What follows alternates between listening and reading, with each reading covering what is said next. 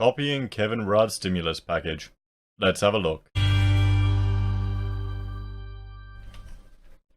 Hello everyone, I'm Florian Heise and welcome to another episode of Heise Says. Got my stein of coffee, and recently I did a video, I'll bring it up here, where there were calls for direct stimulus to avoid the coming recession, even though everything's perfect here. And by direct stimulus, I mean essentially pretty much handing out money to people. Now, one of the viewers shared this article with me, and this is an older one. This is written by Chris Brown. It's from the Mises Institute, and it's a piece critical of Australia's, intervention last time this happened, at the time of the GFC. Now, I thought it was quite relevant, and it's probably worth having a look, because frankly, a lot of people may never have have read it, and it's worthy looking at another take. Because, Rudd seems to be appearing again, good old Rudd, and saying, oh, we need to spend. So let's have a look at this argument.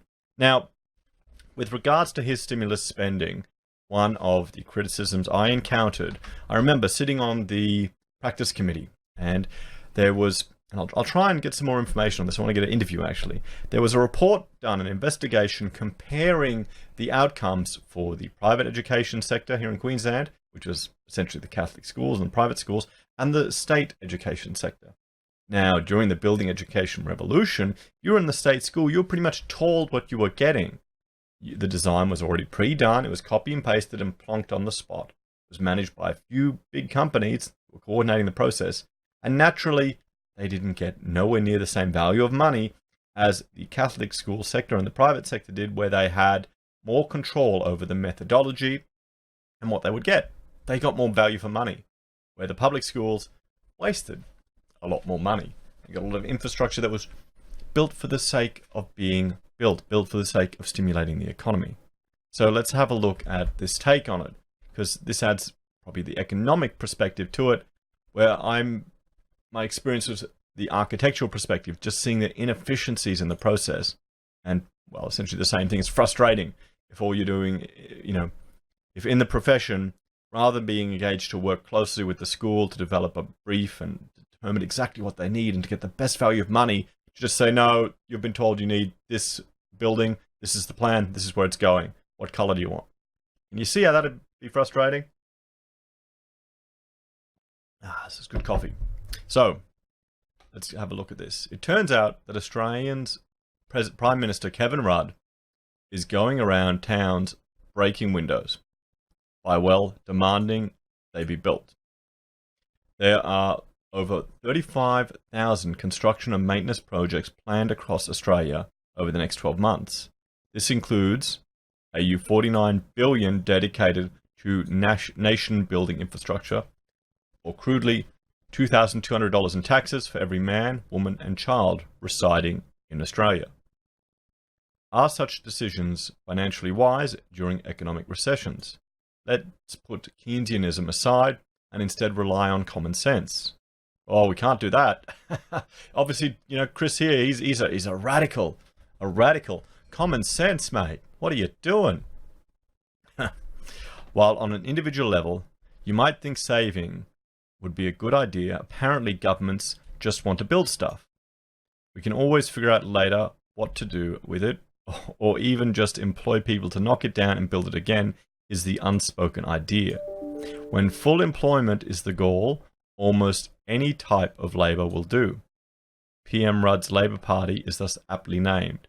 As they state, jobs are in our DNA. You think it is anymore? This feels like social justice is in their DNA now. Identity politics is in their DNA. So I think it's worth looking at the broken window fallacy. So this is from Investopia, one of my favorite websites at the moment. What is the broken window fallacy? The broken window fallacy is a parable that is sometimes used to illustrate the problem with the notion that going to war is good for a nation's economy. Its wider message is that an event that seems to be beneficial for those immediately involved can have negative economic consequences for many others. The broken window fallacy was first expressed by the 19th century French economist Frédéric Bastiat. Unintended consequences. In his tale, a boy breaks a window. The townspeople looking on decide that the boy has actually done the community a service because his father will have to pay the town's glazier to replace the broken pane. The glazier will then spend the extra money on something else, jump-starting the local economy. The onlookers come to believe that breaking windows stimulates the economy. Okay. So, he points out that further analysis exposes the fallacy. By forcing his father to pay for a window, the boy has reduced his father's disposable income. His father will not be able to purchase new shoes or some other luxury good. Thus, the broken window might help the glazier, but at the same time it robs other industries and reduces the amount spent on other goods. He also noted that the townspeople should have regarded the broken window as a loss of some of the town's real value.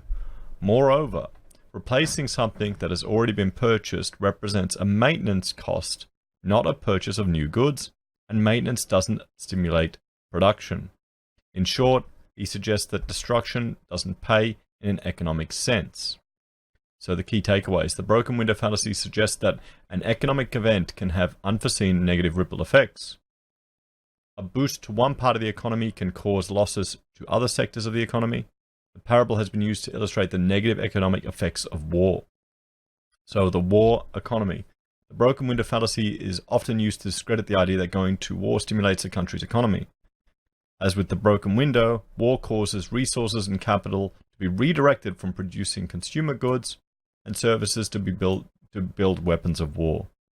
Moreover, post-war rebuilding will involve primarily maintenance costs and further depress production of consumer goods and services. The conclusion is that countries will be much better off not fighting at all. Lost sales opportunities. The broken window fallacy also demonstrates the faulty conclusions of the onlookers. In considering the lucky glazer, who will have made some money repairing the window, they've forgotten about others who would be adversely affected, such as the shoemaker who lost the sale. In this sense, the fallacy comes from making a decision by looking only at the parties directly involved in the short term. Rather, he argues, we must look at all of those businesses who will be impacted by the broken window. So there you go. That is the broken window fallacy. Now I will jump back to the article that I continue to read. I just wanted to add this little explanation of the fallacy into the review of the article because I thought it was very important, and it can quite clearly be seen how this is relevant to all of the stimulus spending that the government is proposing. Wouldn't it be nice to perhaps, create more opportunities? Anyway, back to that other Florian.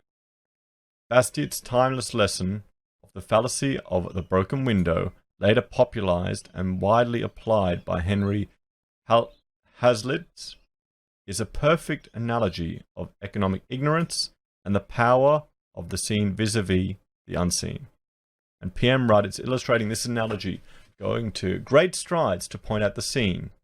Pictures of hard hats and fluorescent yellow vests have abounded in parliamentary proceedings. Labour Minister for Employment Participation, Mark Arbib, also confirms that construction projects are visible. I remember having to spend time designing the signs that they put in the front there to publicize it. And I think there was other types of projects too where the government wanted their logo put on everything, just to get, to show people the government's doing something. People are going to see the construction sites all over the countryside. They're going to know people who are working on stimulus projects or who are supplying projects. How can the broken window fallacy be so widespread? Henry Hazlitt explains. The broken window fallacy, under 100 disguises, is the most persistent in the history of economics. It is more rampant now than at any time in the past. It is solemnly reaffirmed every day by great captains of industry, by chambers of commerce, by labour union leaders, by editorial writers and newspaper columnists and radio commentators. By learned statisticians using the most refined techniques by professors of economics in our best universities. He points out many fallacies in the belief that government-mandated construction projects can create jobs. One problem is the confusion between need and demand.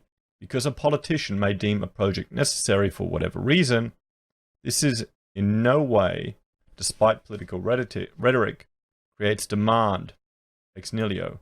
Government fiat rarely works.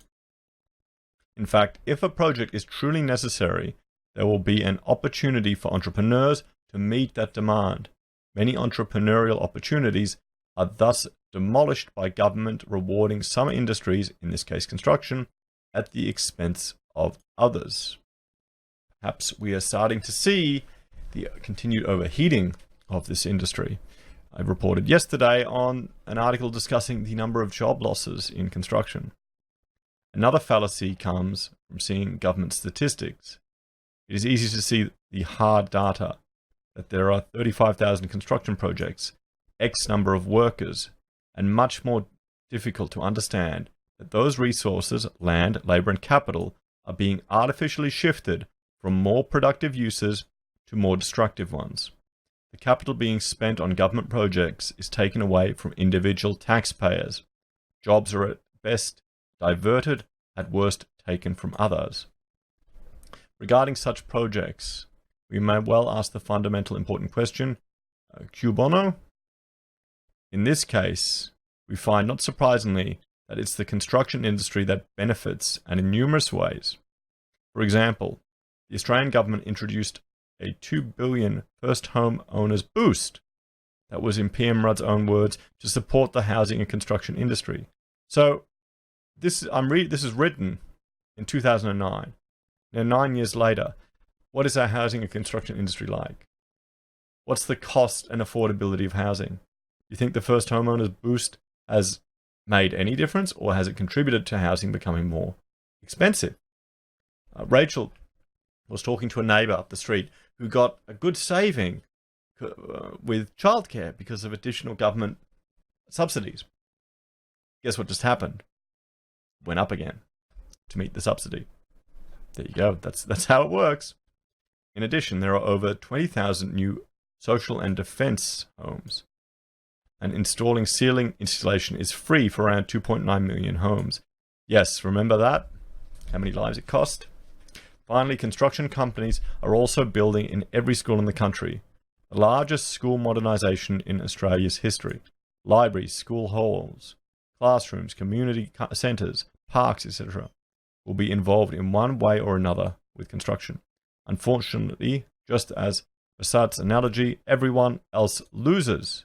Government devises, at best, a zero-sum game. Government decisions, which perhaps seem to make sense on a macro level, are disastrous on a micro level, due to the nature of knowledge. Hayek explained this knowledge problem best. The peculiar character of the problem of a rational economic order is determined precisely by the fact that the knowledge of the circumstances of which we must make use never existed in concentration of integration form, but solely as the dispersed bits of incomplete and frequently contradictory knowledge which all the separate individuals possess. The economic problem of society is thus a problem of how to secure the best use of resources known to any of the members of society for ends whose relative importance only these individuals know.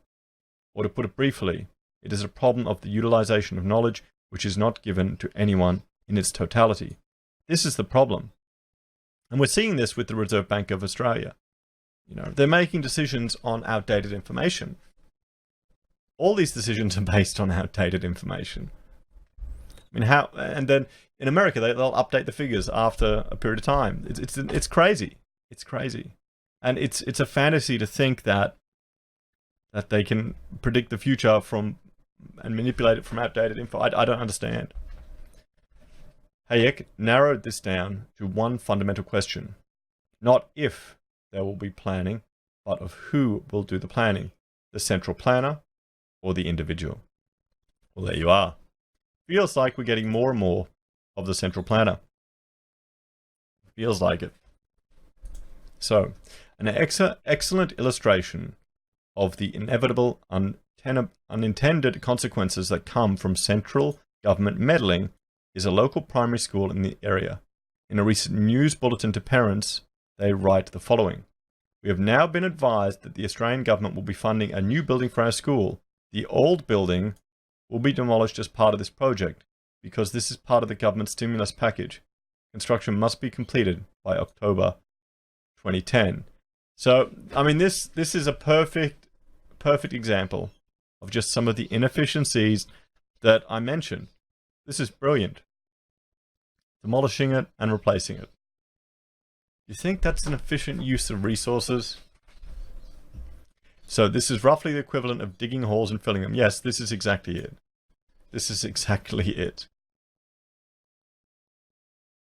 In fact, digging holes may be better since in that case only labour is wasted, for the most part, and not other natural resources. Where are the environmentalist outcries over this destruction of resources in make-work construction projects? Ah, very good point there, Chris. Where are the hippies? Where are the greenies? They existed back in 2009, didn't they? Didn't they? Regardless, this is merely the broken window fallacy in new clothes. The real gem, however, comes from later in the bulletin. So council committees have met this week to consider a wide range of matters about our school. Major matters for discussion include possible uses of our new building. Okay, what? They don't know what the use of the building is. Well, there you go. Possible uses of our new building. In other words, the school will have a building demolished, a new one constructed, and still has little idea as to whether the new building will be used for. Contrast this situation with that of the entrepreneur. The entrepreneur takes calculated risks and typically builds using the carpenter's rule, measure twice, cut once. If it does not make financial sense to build, the entrepreneur will not do so. In addition, the entrepreneur would later know through profit and loss mechanisms whether such a decision was prudent or foolish. PM Kevin Rudd and Minister Arbib believe government's construction efforts are working because they are seen. He has likened the government's massive spending program to a war effort involving all levels of government. I think he about sums it up with that statement. War breaks windows, and sometimes Bastit and Halitz thought, so does building them.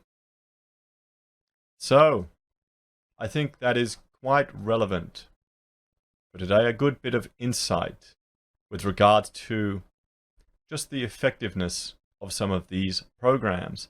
And really, if the government wants to stimulate the economy, the best thing they need to do is get out of the way. They need to get out of the way. Guys, let me know what you think. Like, share, and subscribe, and I'll see you next time. Take care.